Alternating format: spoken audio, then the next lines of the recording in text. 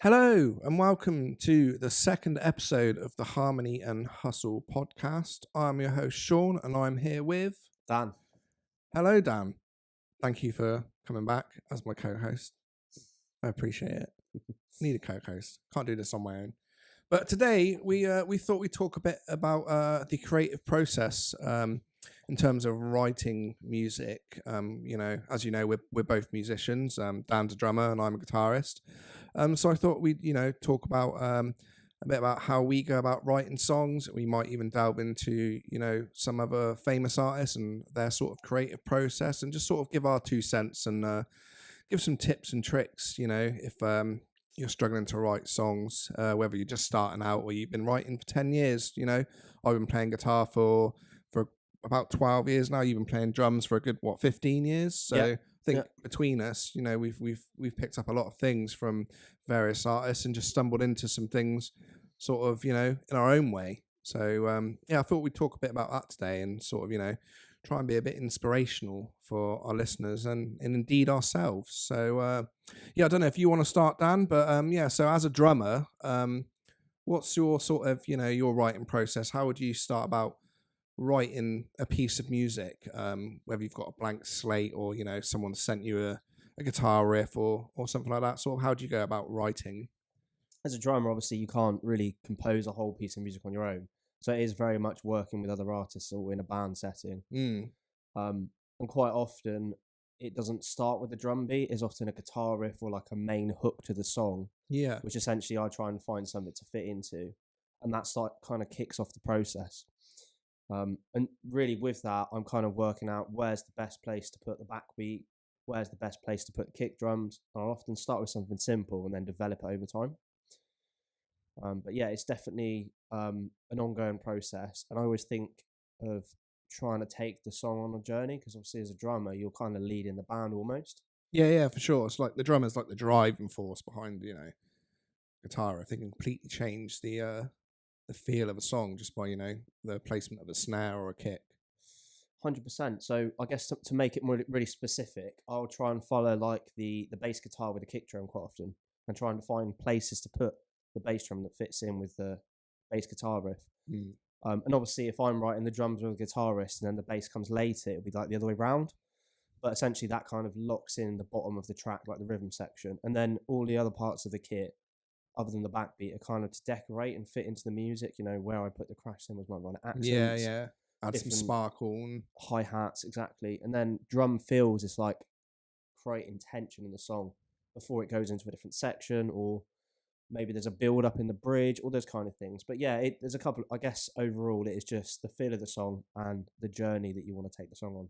nice. So what about if you've got like writer's block or anything like that? Have you got any like sort of tips and tricks to sort of help spark some inspiration? Like where do you get your inspiration from? Do you listen to well-known bands like Chili Peppers? I love the Chili Peppers. Like if you've got some writer's block, would you whack some Chili Peppers on and start off sort of copying a drum beat and changing it around? Or not for me personally. Okay. I don't really. I mean, obviously, I take inspiration from everything. I listen to like hip hop drummers, gospel drummers, drummers, rock drummers, metal drummers, the lot. Like I would say I listen to more music than I play, if that makes sense. Yeah, for sure. No, I think I'm the same, especially at the moment, with like full-time job and stuff. Yeah. But sometimes you have to take a break from what you're doing and come back to the song another day.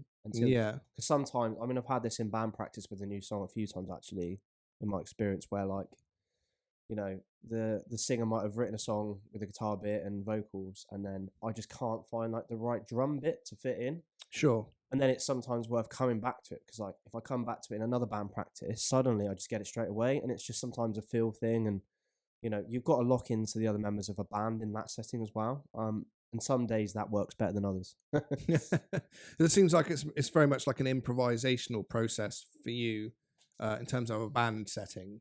Yeah. Sort of having to play around and sort of seeing how certain beats change the feel of the song and stuff like that. Is that right in my estimation? Yeah, what I also tend to do is experiment with different ideas in the song. Like I might have written the basic bare bones, and then I'm like, you know what? We haven't finished the song yet. I'm going to try playing a tom beat in this bridge, for example. Yeah. And then I switch it up until I find the thing that like really seems to fit the song best.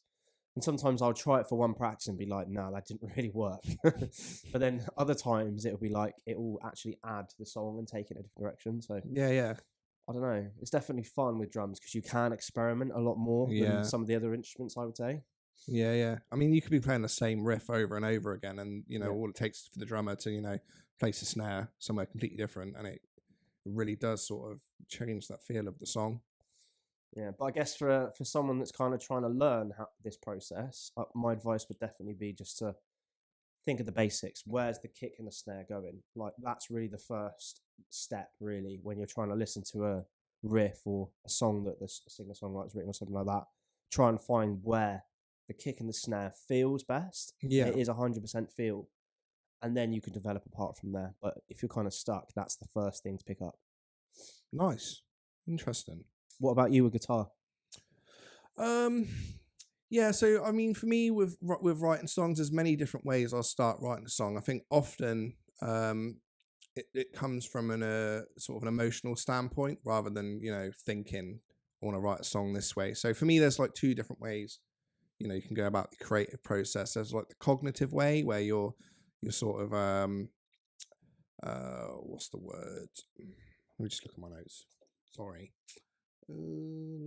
Yeah. So the cognitive structure of a song, so like the story and sort of the outline, what you want to say with the notes that you're playing or the lyrics that you're writing. And then there's like the affective way, which is for me the way I would usually go about writing songs, which is like the more emotional side of it. So affective writing, sort of sits more of in that emotional standpoint. It doesn't really come from your brain. It's more of like a vibe thing. Definitely for me, if I'm starting out and I feel like I want to write something, I sort of really focus in on how I'm feeling in that moment. And like if I'm angry, I might start off just sort of chugging on open strings and write something a bit more metally. But if I'm sort of having that sort of like happy or sad happy sad vibes, I might try and play something a bit more melancholy. And sort of really just try and hone in like the vibe of the song instead of sort of thinking about where it can go. Just sort of try and get in tune with the feeling and feel where it could go.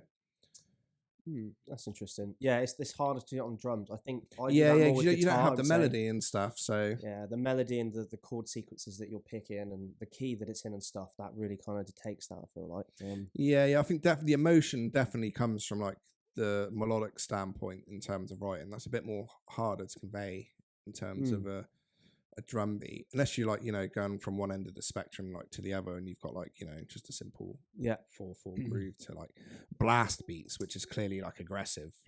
Yeah, although to add to that, actually, with drums, I think the best thing about the drums is there's like infinite dynamics. So you can play the same beat so many ways and make it feel completely different. And I think that's the best bit about the instrument. So say if you take the basic sort of AC/DC beat, like stat, the basic backbeat, you could play the hi-hat slightly louder on certain beats with different accents. You could play like the snare super loud, but the hi-hat's really quiet. You could put the kick slightly behind the beat, for example. And all these different little changes and tweaks you make can make the song feel completely different. I think that's one of the best bit about the drums, because with guitar, there's only certain like, I guess there's a limit to the dynamic expression you can have. Sure. Yeah, drums are definitely like the dynamic, instrument, and it's like the driving force behind, the energy of a piece of music. But I'm just thinking actually, because I'm not very good at guitar. Like when I have written guitar parts, I've got also, Gibson over there. Oh, I know. Where is it? Somewhere. It's away now because I'm moving house and stuff. But it's I've literally like looked up a key like F major and F minor or something random, and then I'm like, okay, I'll write a song in this key, and I'll have the key up because I don't know the key off by heart, right? Because I don't know theory, and then I'm like, okay, how does this key make me feel? And then I'll try and write like a chord sequence and a riff that fits in that key. So it's almost like you're picking a key that you wouldn't normally play, and then it's like writing something in that. That's really interesting, because then you're giving yourself sort of like a guideline in which to write in, which is actually really important. I was watching some interviews on YouTube with Tony Visconti. He's David Bowie's producer, and he's talking about the song Heroes Don't know if you know that off the top of your head. We Not off the top can of my be head. heroes. Definitely recognise it. Yeah. you have to listen to it, but yeah. So he was sort of saying like, you need to when you for that song, Heroes. They were sort of really willing to sort of start writing without a structure and sort of really focus in on the vibe. But also they needed, as they sort of progressed and they were writing, they were sort of really willing to commit to something like irreparable. So, for example, we were just talking about like guidelines and stuff and sort of, limiting yourself. One of the things they did was put a flange on the bass guitar. And back then, in those days, they were recording on like tape. So back then, one of the rules was, you don't put effects on tape because it's, it's there. You can't get rid of it. It's there forever. Yeah, makes sense. So if you make a mistake, that tough tit, you've got to get on with it. But they kind of use that as like a writing tool because it put them inside of a box to be like, okay, well now we've got this set in stone. We need to sort of go ahead and try and work our way around it. So I find that really interesting. That I think sometimes you need to put those like sort of limitations on yourselves in terms of writing. So the possibilities aren't too endless, and you're like, well, I've got 1,000 different directions to go. You sort of waste time, going a mile down one road. That's a very good tip, I think, actually, because sometimes you're forced to be more creative when you have less to work with. Almost, it's the age-old thing about guitarists with effects pedals. Like sometimes, like plugging straight into the amp, you have to be more creative with your writing. Whereas if you're layering like 50 effects pedals or something, you could just play some random notes and make it sound good. Yeah, sure. Effects, like the Edge from U2. We spoke about him last week. He's like a guitar effects heavy guitar player. Nothing he plays is overly complicated once you take all the effects off. But once they're all on there, that's like his writing tool. That's another point to it, I suppose. Like it actually adds to the writing. Like it gives you those different possibilities and sounds. I mean, I've even experimented. Again, I'm not a guitarist, but even with like different delays, where you've got the delay overlapping the next note, kind of thing, and it makes you like play like completely differently. Yeah, it does. No, absolutely. Like delay is like a really good tool. It can turn one note that sounds really boring into something that sounds really, really musical. So yeah, effects are another good thing. If your playing's getting a bit stagnant and you don't know where to go, whack some delay and like loads of reverb and some phase effects and sort of really hone in on the vibe. What else do you do when you hit like a writer's block? Have you got any other techniques? I think changing tuning is probably my go-to. Obviously, I'm like a bit more of like a rock metal guy. I do have guitars in like standard tuning, but usually I'm in like drop C sharp because it's a bit more chuggy. But definitely I'll change to this. There's this open tuning that I use, that Mark Tremonti. I'm gonna have to say it because we're gonna go on about Mark Tremonti quite a lot over the coming weeks, but he's like my idol. I've learned a lot from him. But he has this tuning called Dad. So from the thicker string to the thinner string, it's D-A-D-A-D-D. So I guess technically it's called open D5 tuning. That's definitely like a go-to tuning for me.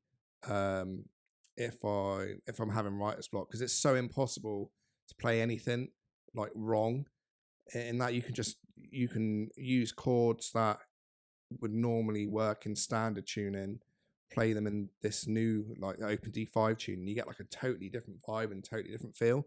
You can use just one finger in that tuning and move bar just frets all the way up and get some really good, like really nice, beautiful chord progressions. I wish I brought my acoustic guitar, to be honest, or just looking around so I could just sort of demonstrate what you can kind of do with it. I'll have to take a range. We could do a different episode where we do that and demonstrate. Yeah. That'd be absolutely, yeah. But that definitely, I think if you've got writer's block and you're just sort of not vibing, definitely change tuning. Like if you're a guitarist, try something new, something that you haven't normally done before. It doesn't matter that you don't know how the chords will translate. Just do it and move your finger one fret up, one fret down, just see what happens.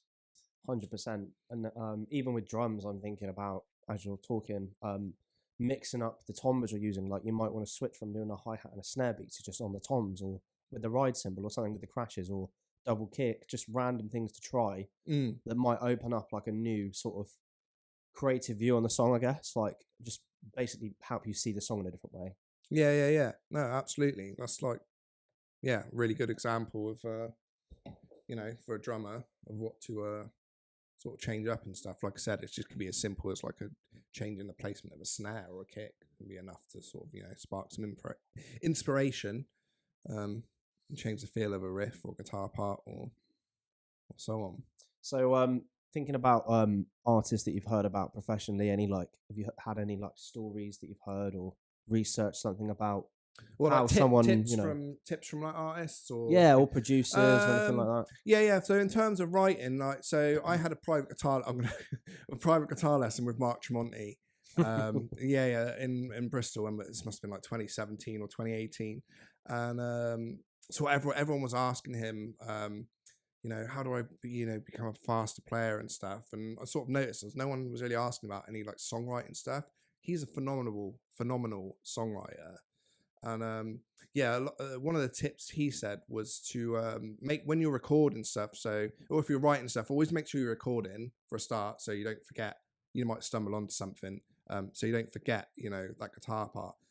Then that guitar part, you might be writing something else, you know, 6 weeks later, and you're struggling to find a part for it.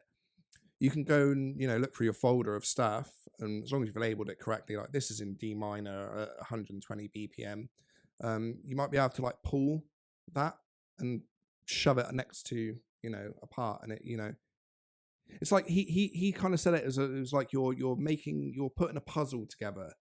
So yeah, it's really important to just sort of record everything that you do and just sort of try and catalog it. So if you write something in C sharp minor or D minor, put that all in a file with, you know, D minor 100 and whatever BPM. You can refer back to it. Like if you've got like writer's block and stuff, you know, you've got like this whole catalog of your own music that you can go through and be like, okay, does this fit? And then before you know it, you've got like, you know, a verse and a chorus and a bridge. That's a very good tip. I think a lot. I'm not a songwriter or a singer by any means, but I've heard a lot of songwriters. They'll always take their lyric book with them to write down ideas like that, just so they've got it as like a catalog. So when it comes to writing a song, they've got like all the ideas they can just draw on there that are good, rather than just having to be forced to come up with something completely from scratch. I mean, Eminem's like a good example of someone who's like a songwriter, and he just like, I mean, have you seen 8 Mile? Yeah. So that obviously that's like based off his, you know, his sort of journey into becoming like a rapper and stuff. But he would take a pen and paper with him everywhere and just write down his thoughts and feelings on you know, in hundreds of notebooks, and, you know, turn it into a song eventually. Turn it into a song eventually. Yeah, it could be something that you've, you know, written 10 years prior. It's all inspiration at the end of the day. So yeah, that's, you know. And again, for singer-songwriters, if you're, you know, I'm going to mention Mark Tremonti again because, you know, he's a god. But he also said that when you're sort of writing guitar parts, always try and, doesn't matter what the words are, it's all about the melody. When you're writing anyway, once you're like actually putting a song together, then you can focus in on like the meaning of the song, etc. But just make up like scat, just scat around, like say whatever words just come to mind. As long as you try and, when you're writing like a guitar part and stuff, and you sing along to it, that's, you know, often the vocals sort of can lead you in a direction that you weren't so sure of. I think that's what I'm trying to say. But yeah, that was just something he said that, you know, I sort of remembered that if you're writing guitar parts, basically, you always try and sing along to what you're playing. You're killing two birds with one stone at the end of the day then. You know, you've got these guitar parts, and, you know, often your vocal melodies can sort of influence where your guitar parts are going to go, especially in terms of like key change and stuff. If I'm at home writing and I'm playing guitar and I'm like, okay, I don't really know where to go, I find that if I'm just humming along for it, even if it's in my head voice at 3 a.m, I don't want no one to hear. Often I hear like something in my head, vocal wise, that will sort of dictate where the guitar parts go next. And before I know it, I've got like a whole new section of a song. Even if I don't ever use it, it's yeah. Yeah, that's another angle actually. Like thinking about how what you're playing fits in with the rest of the band. Like I'm playing this guitar, what would I imagine the drums to be? What would I imagine the bass to be? What would I imagine the vocals to be? Because that can shape your direction on your part quite a lot as well. Yeah, I mean, there's been times when I've written like guitar parts and I've got my own drums, and I've sent them to you and been like, what I'll can do it you, different, yeah, you do completely. it totally different. I'm like, whoa, I've never thought to do that, like, because I'm like, obviously I'm not a drummer, Yeah. so I spend a lot of my time when I'm writing. Hang on, let me just make sure. I spend a lot of my time when I'm writing guitar parts, like fannying around with the drums, not knowing what I'm doing. It's like, it's more of like a feel thing for me instead of like a cognitive decision of like, this is what I want. It's like, okay, I think this is what I want. Let's just move some notes around and see what happens. For sure. Yeah, I was just thinking about different creative stories that I've heard. So like, Yeah, sure. One, I think it's one of System of a Down's like most famous songs. Maybe it was Chop Suey or Toxicity. I can't. One of those two. There's this bit in the bridge, and I've heard the story about Rick Rubin in the studio. I think his name's Serge Tankian. Is that the guy from System of a Down? Yeah. So he was struggling with writing a bridge for the song, and like literally, Rick Rubin told him to go in the library in the studio. Oh yeah, and look at look at just open it up and put his finger down and he did. He used that, and that was like the hook in the song. Yeah, like, that's like one of the most popular bits in the song that everyone sings along to. Nights and it just happened randomly. Like David Bowie used to do stuff like that. Like he does like newspaper articles and clippings and like he's so creative. He'd like cut them out and just sort of arrange them and try and write a song that way. Like there's so many different things you can do. So that's another angle, I suppose. It's like take something outside of the music. That is like a really good example. Like you might be in the studio, maybe you've got to go on a long drive, go to somewhere different, like look at a view or something, because that can inspire you too. You can get inspiration from everything, not just music. Because that might, like we said earlier, embark a different emotion, and then when you go back into the studio, you think about the song differently, and it's like, oh, okay, it's fresh again. You were talking about sort of Rick Rubin just a second ago, and he's very much like the creative process is I'm trying to think how to word it. We're all creative beings at the end of the day, whether we're creating music or not. When we're stringing sentences along, or we're stuck in traffic. We're making creative decisions about how we're going to get from point A to point B, and how we're going to make this make sense. And we can draw from our life's experiences to sort of, create our stories and, sort of pass on information in like a musical form. So yeah, basically my point is, Rick Rubin, is you can draw from all kind of experiences and sort of areas in life. It doesn't have to be music focused. Does that make sense? Yeah, it does. 100%. I've heard him talk about, his job. He's a god, man. Rick As a producer, crazy. It's just about like helping the artists unlock their creativity. That's like how he sees his role. It's not to make them do anything or make decisions for them. It's kind of like, how do I get this artist in the space to make their best work? And that's all he wants to do. It's just unlocking the potential that's there. That's it. Yeah, absolutely. He's kind of like the channeler of it's like the antenna to a musician. Very much so. So interesting guy as well. Like very much stories about him like barefoot in the studio and all that. And the fact that he works with like people from Slipknot to Jay-Z, it's like so varied. Yeah, isn't Rick Rubin like one of the biggest hip hop producers? Like weirdly, it's all hip hop. Like it's his speciality. But he's done like metal records, he's done everything. Like it's just crazy. But it's just it obviously shows that it doesn't matter the genre, right? Like the process is quite often the same, and like the key to unlocking that creativity is very similar, even if it's a completely different style of music. Yeah, I mean, all it can take sometimes is for someone just to be on the outside who's not directly involved with writing parts, for someone to say, why don't you try this, like you said, with System of a Down. Just go into the library and open a book and just put your finger down, and 100%. see what comes out. 100%. And I'm thinking again back to me playing drums. Like I watch YouTube drum videos all the time because there'll be people like soloing and shredding and stuff like that. Basically, it just gives me ideas, and I'll hear like one little bit, and I'm like, oh, that's cool. And then I'll try and like play that on the kit.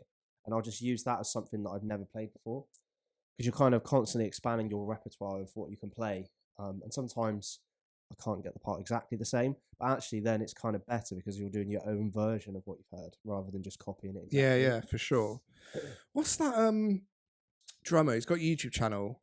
I think he's Spanish. Oh yeah, he's just blown up. Al something. I can't remember his name. But he's huge now. He's just started a band as well. I don't know if yeah, that's right. Yeah, that dude. Yeah, he's got his own band now. But he would like do like covers of like 80s tracks and stuff and put like fucking crazy blast beats and like Yeah, all make sorts them of- really cool and creative. That and guy's the different. most insane drummer, to be honest, I've ever heard in my life. I don't know how he does the stuff he does, and he'll do it with one hand while drinking a cup of tea. What's like, key about it is he's I going. wish I knew his name. What was his name? He's going. He's just being So he can so. let everyone know who he is. Check out Everyone's gonna Carry know. on, I'm No, gonna- mate, it doesn't matter. Everyone's gonna know who we're talking about here. Like, that drummer guy. because Like, he pops up like on my social media constantly. Like, there's yeah, same with mine as well. up. But yeah, the main thing is with him is he's trying to be as creative as possible. Mm. Like, and that's an interesting thing to do as well. Like, play like a big 80s song and play around with ideas and see what you can make over it that's different,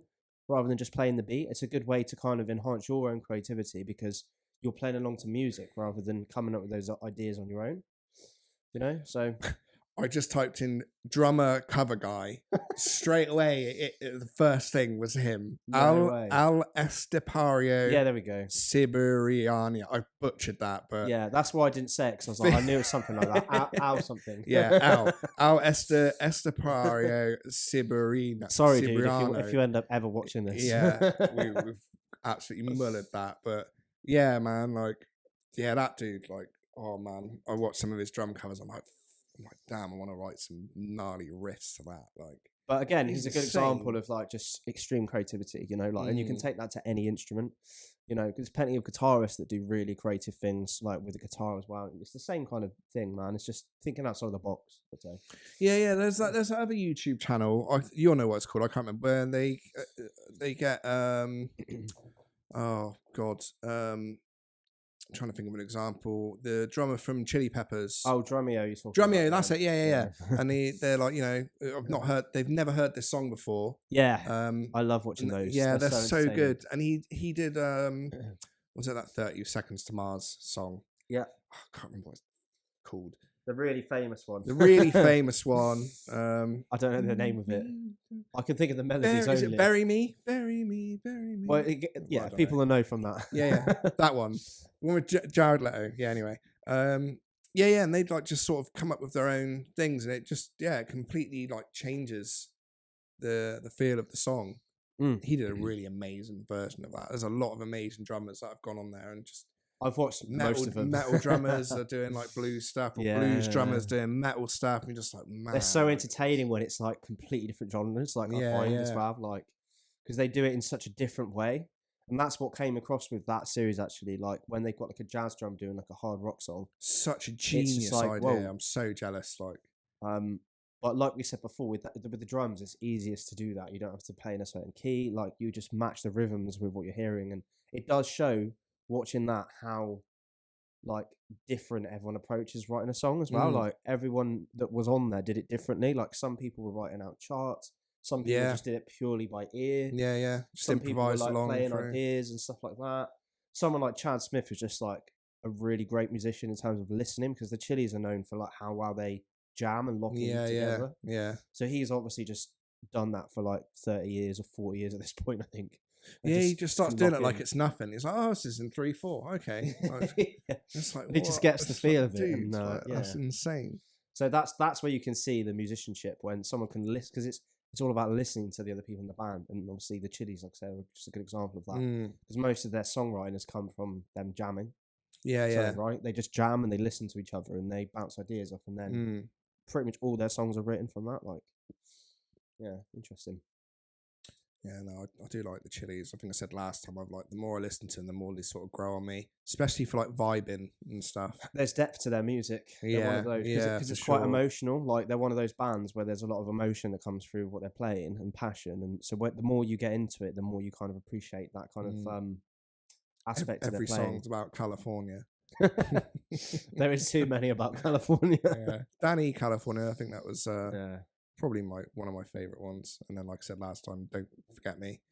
But we're kind of drifting a bit, but it's all kind of relevant, Yeah, creative process. So what else have we got to say about the creative process?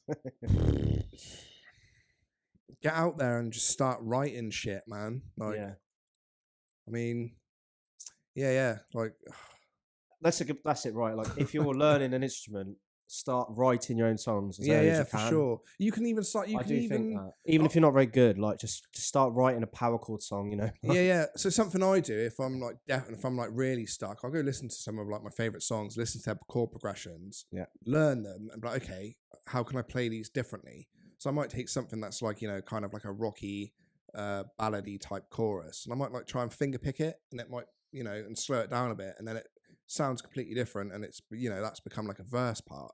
Yeah. So there's nothing wrong with there. I genuinely believe this. There's nothing wrong with essentially stealing, you know, or getting inspiration from chord progressions and stuff. Something that exists that's already. out there. Yeah. That's interesting for me.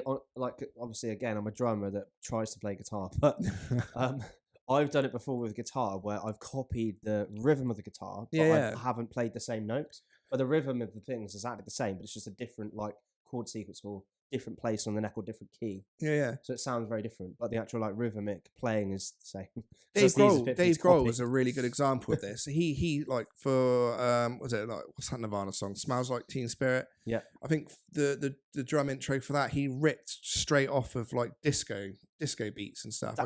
Yeah. I can't remember the specific band name. He plays that in so much of his drum parts He's like as well. he just ripped it off of like the flam, old disco. that's what it Yeah, old disco beats and like funk grooves and stuff. So you could there's literally no harm in like listen to your favorite artists and totally ripping them off as long as you know you're not stealing vocal melodies and especially if it's different. If it's a different genre, like that's where it's really cool. Like when you take something and put it into a different genre, it's like you can change the time signature, like something that's in 4/4, try it in 3/4 or 6/8 or 5/4 or 7/8.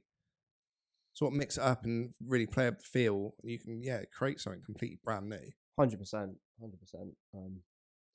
Yeah, I think we are finished on this. Was this a short one? This one, I don't know how long we've been going. Who knows? But I think we're there today. So hope you've enjoyed today's talk about the creative process and got something from that. Yeah, we can expand on this anyway in later episodes. Just as we're getting our footing. Like I said last time, we'll turn the cameras off and I'm like, should have said this, should have said that. But sure. Cool, man. Well, hopefully you guys find some interesting tips for this, and giving some valuable information that you can go off and use to go and start creating your own masterpieces and stuff. Absolutely. Start get writing music. That's what we're going to say. Like just get writing, especially with other people as well. That's an important part. Absolutely. Go to improv nights, go to jam nights, write with people online, just write music as much as you possibly can.